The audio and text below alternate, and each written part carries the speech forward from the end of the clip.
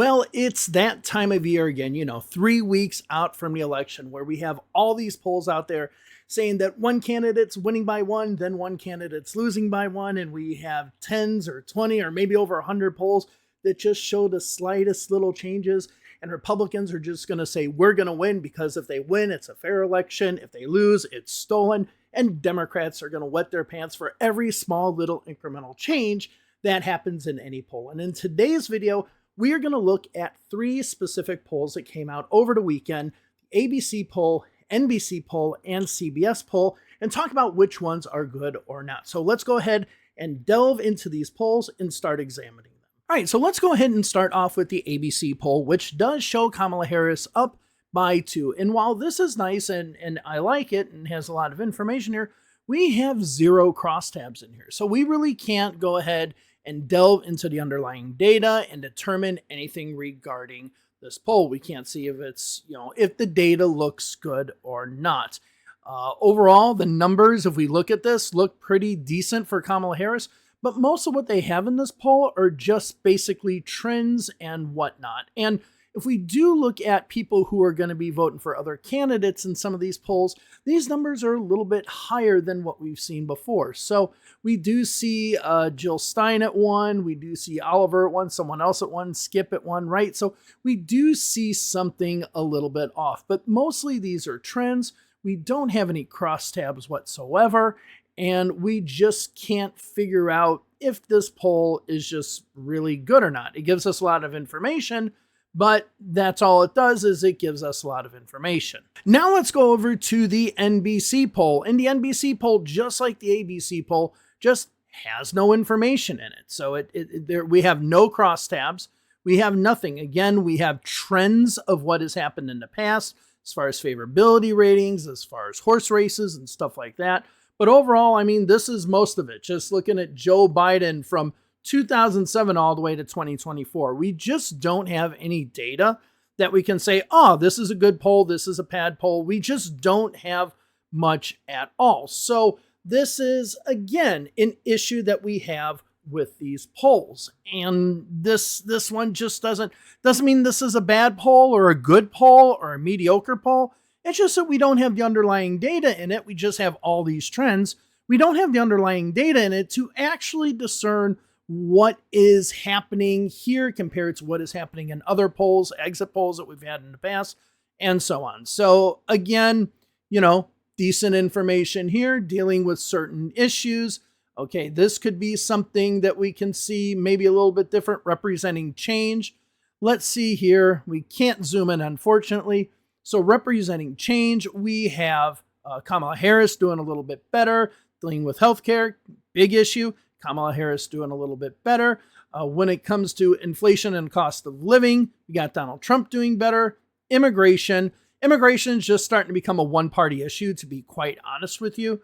And when it comes to dealing with Israel and Hamas, that's an interesting number, but these numbers are basically in line with what we are seeing. But again, we have no crosstabs with those, so we just really can't see how that's all parsed out. So let's go ahead and go to the NBC News poll. Now, this one is done by YouGov, and it is done online because it is done by YouGov. Though if we're going to look at a web panel, an online survey of any organization that still does it quite well, YouGov would be that organization. Now, they do have crosstabs, so we can glean a lot more. So let's look at the presidential race, where we actually see Kamala Harris up by 3%. If we look at the male and the female distribution, that looks a little closer as far as male voters for Donald Trump than what we've seen, but it might not be out of the realm of possibility, because on the flip side, Kamala Harris's might be a little bit closer, but I think that's within the realm of possibility as well. But having that male number quite narrow does make this a little bit more favorable for Kamala Harris, of course. If we look at the under 30 vote, that looks where we should expect it. And we look at the age distributions, these are about where we should expect them. The 65 and older number, as I mentioned, that has been all over the place, but it seems a little bit big in this one as far as the gap between Kamala Harris and Donald Trump. I expect this to be maybe a 53-47 number. When it comes to moderate voters, one of the groups that I say that Democrats need to win, 57% of voters are voting for Kamala Harris, who identify as moderate. So that is, within what we should expect. And with conservatives, you actually see 10%. Now, when we go to party ID, this is pretty much where we've seen it the entire election, but still we have, as far as Republicans, 6% of Republicans voting for Kamala Harris and only 2% of Democrats voting for Donald Trump. And we have had a solidification of the Democratic vote getting behind Kamala Harris. So if just a little bit of that vote does slip from Donald Trump, and it could be 6%, that could be significant. Because if we look at the exit poll results from the last election, this is about what we saw then, and it determined everything, and Donald Trump ended up losing the election. Now, when we look at white voters, these distributions seem about right. So when we look at 12% of black voters for Donald Trump nationwide, that distribution looks good. And the Hispanic vote, 63 to 36, looks about right, though it could be a little bit high for Kamala Harris at 63%.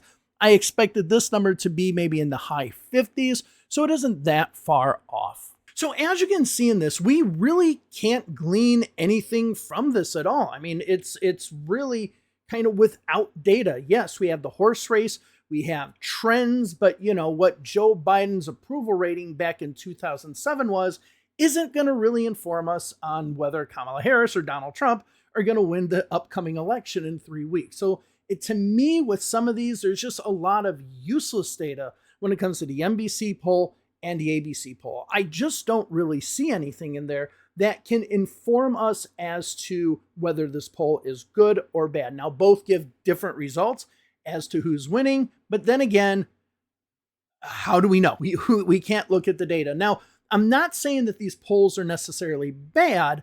I'm just saying that these polls don't have enough data in order for us to make any conclusions as to whether we trust these polls or not. So take the Atlas Intel one, for example. When it said in Pennsylvania that Donald Trump was going to win 46% of black voters, that immediately should have given you 1, 2, or 3 red flags saying, no, that shouldn't be the case. So we need that data. Now, when it comes to the CBS poll, we do have that data. And as we looked at the data and just the horse race crosstabs, those look in line with what we should be expecting for the election.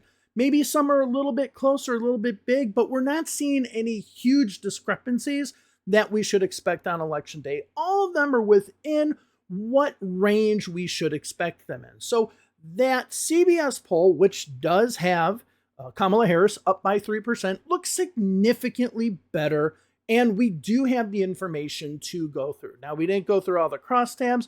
I figured you could look at those if you want to look at certain specific things, but that poll seems to be a little bit more accurate, seems to be a little bit more where we should expect the poll. Now, I just wanted to do this video today because people were asking me about the polls, and I just wanted to show you that, I can't really get anything out of these polls. And by the way, for me, I don't even look at the polls this time of year. I keep on forgetting to look at the polls because now that we have real votes coming in, we can see trends, we can see actual people casting votes and how that's looking for the Democrats and Republicans. And in this evening's live stream, if you're joining me, if you're watching this the day I'm publishing it, I will be talking about the most recent nowcast models. So go ahead and sign on. So thank you all very much. I just wanted to go over these polls very quickly so people know that there's just nothing to panic about, but nothing to, really get out of it. Again, if you want Kamala Harris to win, you have to vote, you have to vote, you have to vote. Okay, that's the only way. Quit looking at the polls. Go out there, get people to vote, sign people up, bring people to the polls, make sure your friends that are voting for Kamala Harris actually show up or mail in their ballot. Do whatever you can. Don't obsess with the polls. As my old professor Dan Jones said, those who live by the polls die by the polls. And, just don't worry about them. I'll see you in the next video. Have a wonderful day. Bye-bye.